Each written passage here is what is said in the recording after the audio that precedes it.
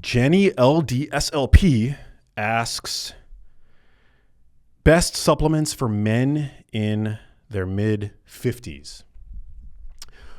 Well, that's another good question. I don't necessarily know that supplementation needs to be all that different across the lifespan. I think, there truly is no one size fits all method of supplementation. I think you really owe it to yourself to do blood work and to see what micronutrients you may be deficient in or inadequate in. A dietary assessment might be worthwhile.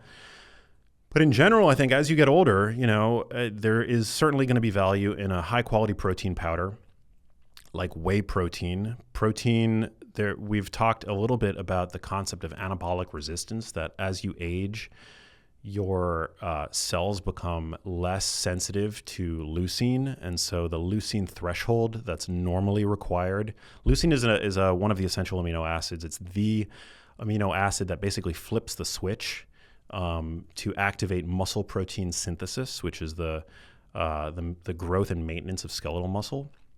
You need to get generally about 2.5 grams of leucine per protein bolus to flip that switch. Otherwise, the protein is just being used to maintain the body.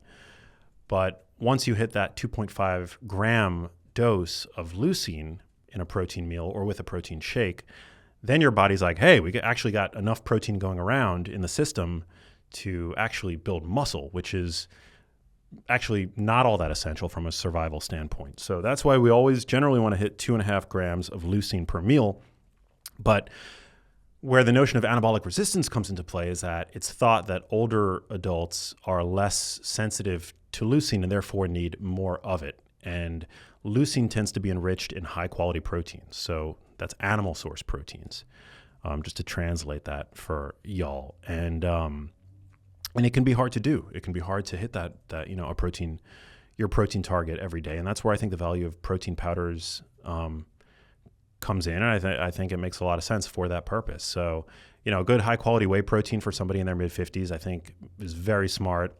I think creatine makes a lot of sense. There's a lot of research now coming out on the value of creatine for skeletal muscle, for maintaining energy intramuscularly, and also for brain health.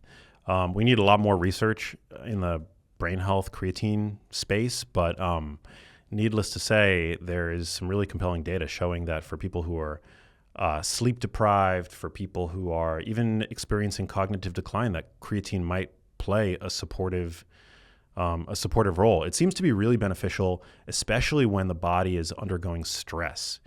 And aging is kind of a stressor on the body. So to me, it makes logical sense that for both men and women, that creatine is going to be valuable, as we age. So I think creatine makes a lot of sense. I think vitamin D synthesis as we get older, if I recall correctly, vitamin D is something that becomes increasingly important as we get older. And vitamin D is a steroid in the body. It's not just a vitamin, it's a steroid that regulates the expression of nearly 5% of the human genome. That's a lot for one vitamin. That's a lot of weight to carry, a lot of weight on the shoulders of vitamin D. And that's why we want to make sure that we are sufficient in vitamin D. I wouldn't just blanket recommend vitamin D. I think it's worth getting your levels tested. So you want to generally supplement with vitamin D3, which is the animal-based form. It's the same form of vitamin D that you find in eggs, that you find in fish. So I think that is potentially really useful. For men specifically, but also for women, I think there's a lot of value in astaxanthin.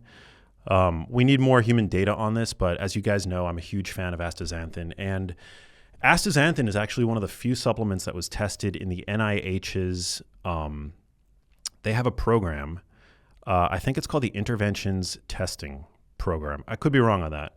But astaxanthin is one of the few supplements that has actually shown a significant boost in lifespan in mammals in the NIH's own longevity nutrient testing program.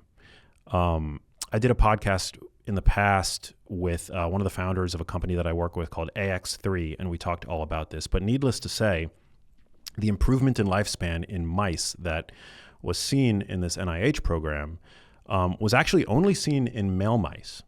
Now, that doesn't mean that I don't think it's probably also very valuable for women. I think it's valuable for both. But, women tend to live longer than men, and so we don't yet fully understand why that is. There might be there might be myriad reasons for that. But for a man in their 50s, I think astaxanthin makes a lot of sense. I personally take astaxanthin. I take about 24 milligrams a day of astaxanthin. So I think that there's probably a lot of value there. Magnesium, omega-3s. Omega-3s I think are great, especially as you get older. They help to modulate the body's inflammation response. Most people don't consume adequate omega-3s, so I'm a huge fan of omega-3s. We have a relationship here on this podcast with Peori. We're huge fans of Peori fish oil. There are many, I guess many is maybe an overstatement. There are a lot of good high-quality fish oil producers out there. I happen to love Peori. I take it every day. One of the things that you want to look out for in a fish oil is that there are two things. First, you want to ensure that your fish oil is triglyceride, that your omega-3s, actually, three things. You want to make sure that your fish oil clearly indicates the amount of DHA and EPA that's in it, that's in a dose.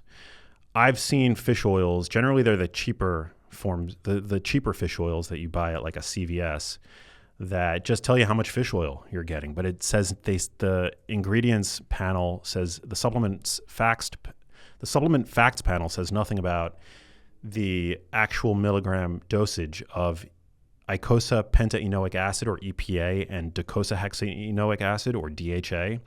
And that is a huge red flag. So you want to make sure that the fish oil that you're taking clearly indicates the amount of EPA and DHA that's in a serving.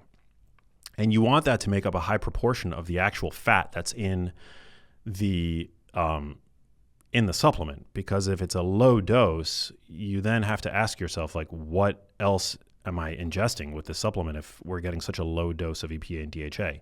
And I try to take about 1 to 2 grams of combined EPA and DHA every day. The second thing that you want to look out for in a fish oil is you want to make sure that it's in its triglyceride form, which is going to be the most bioavailable. Now, this is kind of tricky because there are other fish oil formulations on the market that are in ethyl ester form, which is not as bioavailable. However, they tend to be higher potency. So they tend to have a lot higher levels in terms of the levels of the quantity of EPA and DHA in the serving, but they're not as bioavailable. Whereas the triglyceride form is exactly what you're getting in fish. So you want to make sure that your fish oil is in its triglyceride form. And then the third thing I would say is helpful to look out for is you want to make sure that the fish oil is IFO certified, which is a third-party testing organization that tests for the purity and the potency of your fish oils, which is important because fish oils are omega-3 fatty acids, and omega-3 fatty acids are very prone to the process known as oxidation, which is a form of chemical rot. And you want to make sure that your fish oils are IFO certified. Now, again, we work with Peori. There are other brands on the market that are great, but I happen to love Peori because it ticks all of those boxes. And so for me, it's just set it and forget it. I take Peori, and I've had the founder, Oliver, on the podcast. He just, he's so passionate about the supplement industry and specifically transparency within the supplement industry. So it's a great product to look out for. So I recommend them. Hope that answers that. Hey, if you liked that video, you need to check out this one here, and I'll see you there.